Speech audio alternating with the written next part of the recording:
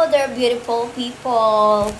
So, for today's video, samahan niyo ako, kain tayo ng dinner. So, magkamay-kamay tayo for today's video, guys. Ayan, kamusta ng mga followers natin dyan? Thank you for the support and love. Thank you very much, guys. Sausawan natin ng... Ayan, naglalaway ako. Toyo at saka maanghang. My God, kasi. So, ulam natin for today's chicken. Kumain na ba kayo? Kamay tayo, guys.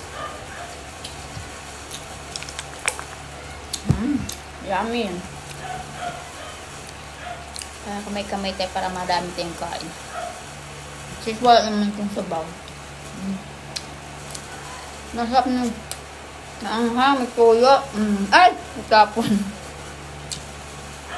Sarap.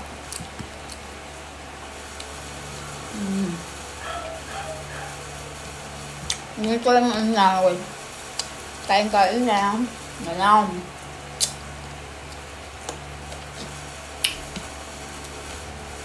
Ayan, sa mga ano pala guys, mga CS, yung hindi mawala kayong violation doon sa profile nyo.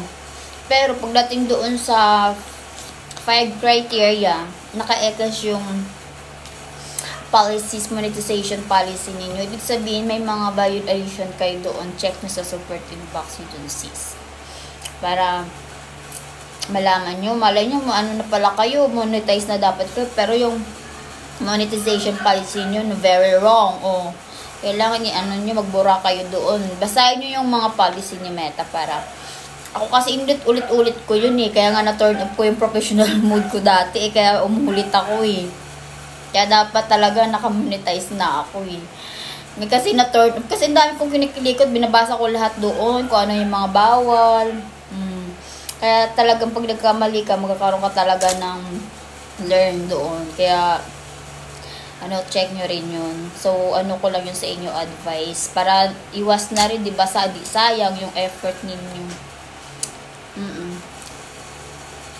Dahil mga sis, always check.